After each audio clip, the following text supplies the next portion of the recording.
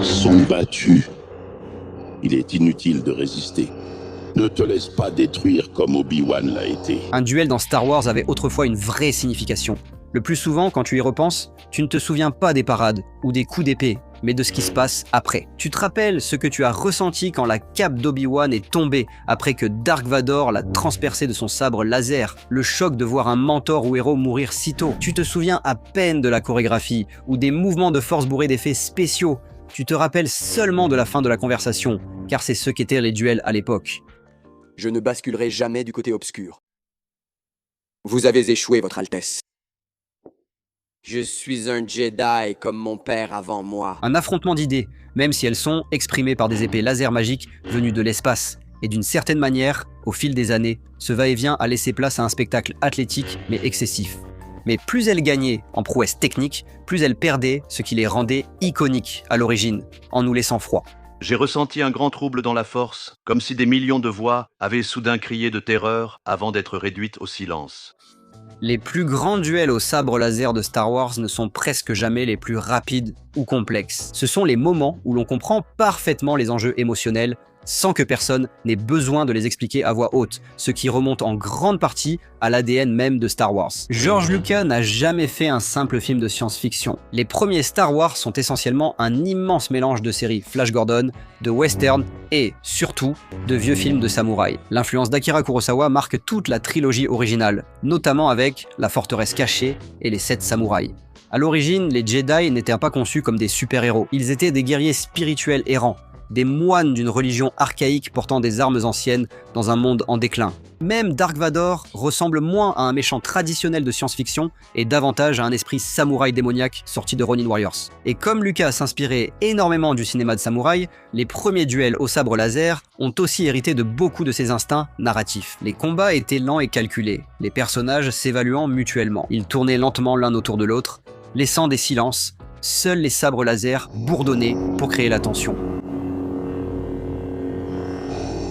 C'est pourquoi le duel entre Obi-Wan et Vador dans l'épisode 4 reste émouvant, même si l'on plaisante aujourd'hui sur la chorégraphie rigide. Un acteur de théâtre vétéran affronte un haltérophile doublé, tandis qu'il tapote doucement de longs bâtons lumineux l'un contre l'autre et bouge à peine les pieds. Le duel n'a jamais visé à impressionner par sa chorégraphie, mais à être perçu comme tragique. Obi-Wan sait qu'il va probablement mourir, et Dark Vador laisse presque percer un épuisement émotionnel derrière toute cette menace. Le rythme est lent parce que la scène veut que vous compreniez leur histoire commune. Quand Vador dit « Quand je t'ai quitté, je n'étais qu'un apprenti. Maintenant, je suis le maître. » Cette réplique a plus de force dramatique que la plupart des scènes d'action récentes, même avec un budget d'effets visuels 10 fois supérieur, car elle exprime quelque chose de précis sur ces deux personnages. Le film comprend que c'est le contexte émotionnel qui donne du sens au combat. Cette philosophie culmine dans le Retour du Jedi, qui propose sans doute le plus grand duel au sabre laser de la franchise. L'intérêt du combat entre Luke et Vador dans ce film réside surtout dans ses dynamiques émotionnelles, la chorégraphie étant secondaire. Personne ne regarde cette scène en pensant à la technique du sabre. Nous nous demandons comment ces deux personnages sont manipulés par le vrai méchant sur le côté. La vraie question du duel n'est pas qui est le meilleur bretteur, mais si Luke deviendra comme son père. Et parce que ce conflit émotionnel est si intense, chaque petit moment dans la chorégraphie prend vraiment tout son sens. Au début du combat, Luke se cache dans l'ombre parce qu'il a peur et qu'il est déchiré. Vador le traque calmement à travers l'obscurité. Quand Vador menace Leia, Luke finit par céder à ce qu'ils veulent et craque. La musique de John Williams éclate et Luke commence à frapper Vador avec ses coups furieux, presque maladroits, portés de haut en bas. La force de ce moment vient du fait que Luke arrête soudain de se battre comme le Jedi qu'on voyait au début du film. Chaque coup qui s'abat sur le sabre laser de Vador relève de la chorégraphie émotionnelle et du récit à son sommet. Vient ensuite peut-être le moment visuel le plus important de toute la franchise. Luke coupe la main de Vador, regarde les fils apparents, puis jette un coup d'œil à sa propre main robotique. Dans un parallèle visuel muet, Luke comprend ce qu'il devient.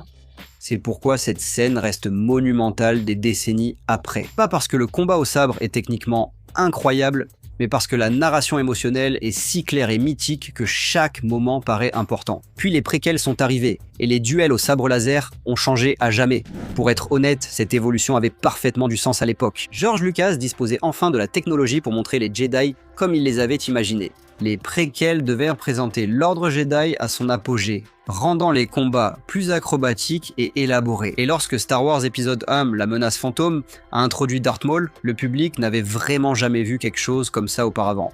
Dès que Maul allume le sabre laser à double lame, tout le langage du combat dans Star Wars change instantanément. Pour être honnête, la séquence du duel des destins reste quand même incroyable. Le succès repose en partie sur la narration émotionnelle qui traverse tout ce spectacle du début des années 2000. Il y a une dichotomie entre le Jedi Qui-Gon, qui se bat avec calme et sang-froid, et le Padawan moins expérimenté, Obi-Wan, qui se bat avec émotion et impulsivité. On attend patiemment pendant que Maul est littéralement bloqué par le décor.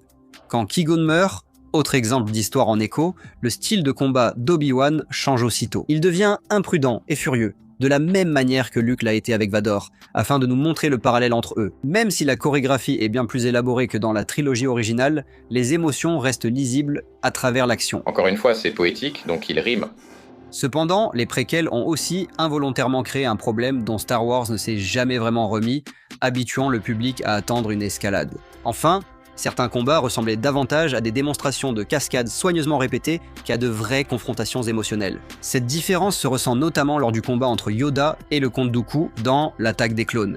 Le public a été stupéfait de voir Yoda rebondir dans la pièce comme une bille de flipper avec son sabre laser. Pourtant, sur le plan émotionnel, il ne se passe pas grand-chose. La scène existe surtout car le public voulait voir Yoda se battre. Qu'est-ce que tu prendras, mon vieux mauvais Padawan ? Quand les préquels touchèrent l'émotion, elles offraient certains des duels les plus puissants de la franchise. L'exemple le plus évident étant le duel culminant entre Obi-Wan et Anakin dans La Revanche des Sith. Ce combat est en fait un résumé complet de l'histoire. La lave explose partout tandis que d'énormes machines s'effondrent. Sur le papier, cela devrait sembler ridicule, mais si le duel fonctionne, c'est parce que la base émotionnelle qui le sous-tend est très solide. Ce ne sont pas des ennemis qui se détestent depuis le début, ils forment une famille au parcours différent. La chorégraphie renforce aussi ce lien, ils reproduisent là les mouvements l'un de l'autre parce qu'ils s'entraînent ensemble depuis des années. Obi-Wan passe une grande partie du duel sur la défensive parce qu'il ne veut pas tuer Anakin. Pendant ce temps, Anakin se bat avec une agressivité débordante parce qu'il est consumé par l'ego et la rage. Le combat devient volontairement épuisant sur le plan émotionnel. Ce n'est ni élégant ni retenu. On a l'impression de voir une amitié mourir en temps réel. C'est fini, Anakin! J'ai l'avantage de la hauteur! Et étrangement, après les excès des préquels, c'est la série animée Star Wars qui a commencé à ramener certains des anciens instincts de narration samouraï. Les combats avaient la même tension longue et soutenue juste avant une explosion d'action. Dans Star Wars Rebels, on a vu une approche similaire avec Obi-Wan et Darth Maul. Le combat entier dure à peine 10 secondes, pas de grande démonstration de chorégraphie, juste deux guerriers vieillissants debout dans le désert, la nuit, avec des années d'histoire non résolues. Ce qui rend le duel brillant, c'est la quantité de narration qui se déroule dans de tout petits mouvements. Obi-Wan adopte brièvement la posture de Qui-Gon pour inciter Maul à répéter la même attaque qu'il avait utilisée des décennies plus tôt dans la menace fantôme. Maul tombe dans le piège parce qu'il est toujours émotionnellement prisonnier du passé. Obi-Wan réagit aussitôt, puis un temps s'écoule avant que le sabre de Maul se brise, puis avant sa chute. On sent une influence incroyable du cinéma classique de samouraï, où la tension avant le coup est plus importante que le coup lui-même. Ce qui nous amène maintenant à l'ère Disney, où les choses deviennent un peu compliquées, parce que visuellement, les duels de la trilogie des suites sont souvent magnifiques. La cinématographie est incroyable avec des environnements fantastiques, une technologie de sabre laser améliorée et un design sonore qui te fait ressentir chaque coup.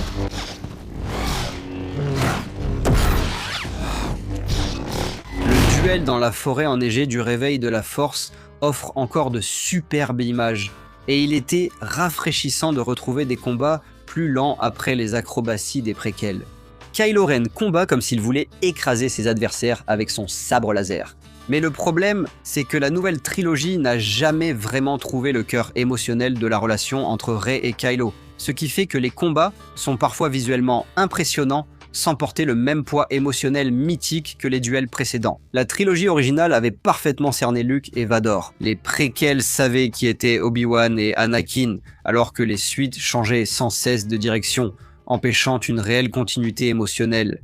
Certains combats privilégient désormais l'esthétique et le spectacle au détriment de la clarté. Le combat de la salle du trône dans Les Derniers Jedi en est probablement l'exemple le plus clair. La scène, avec ses fonds rouges et costumes fluides, est visuellement saisissante et paraît grandiose dès le premier visionnage. Mais quand on y retourne et qu'on examine réellement la narration émotionnelle, il y a étonnamment peu de choses. c'est principalement basé sur l'énergie visuelle et le spectacle. Cela illustre un problème plus vaste avec les blockbusters modernes. Beaucoup de cinéma d'action contemporain est devenu obsédé par le mouvement et la démesure, au détriment de la clarté émotionnelle. Chaque combat doit être plus rapide, mais quand tout fonctionne à une intensité maximale tout le temps, les moments émotionnels perdent de leur impact. Le célèbre réalisateur et scénariste de films d'action Shane Black a listé 10 règles, dont une sur les hauts et les bas, conseillant d'éviter de tout accélérer dès le début. Les anciens duels de Star Wars l'avaient compris. Regardez Dark Vador dans la trilogie originale. S'il paraît si terrifiant, c'est en grande partie parce qu'il bouge à peine. Il n'a pas besoin de chorégraphie spectaculaire, car sa simple présence domine la scène. Ils ont choisi un acteur pour le corps et un autre pour la voix, afin que sa présence physique soit terrifiante. Je trouve ton manque de foi inquiétant. Le cinéma à grand spectacle moderne craint souvent l'immobilité, pensant que le public s'ennuiera sans action constante. Certains des meilleurs moments de Star Wars proviennent du ralentissement du rythme. C'est là que résidait l'importance des duels au sabre laser. Chaque duel incarne l'affrontement physique de deux systèmes de croyances. C'est pourquoi, 40 ans plus tard, le duel entre Luke et Vador fascine toujours, même si sa chorégraphie reste simple selon les standards actuels. Les émotions et les thèmes sont intemporels. La peur de devenir comme ses parents, la colère qui consume la compassion, l'amour qui survit sous la haine. C'est sans doute cela, l'art perdu du duel au sabre laser aujourd'hui. Non la chorégraphie, mais la conscience que le spectacle n'a de sens que s'il sert un récit authentiquement émouvant. C'est pourquoi le moment le plus puissant de toute la trilogie originale est peut-être celui où Luke jette son sabre laser. Le plus grand acte d'héroïsme n'est pas de vaincre Vador au combat, mais de refuser de devenir comme lui, une idée que nous n'aurions pu apprendre qu'à travers un duel incroyable. Qu'en pensez-vous? Quels autres combats racontent une belle histoire? Dites-le nous en commentaire. Merci de nous avoir regardés.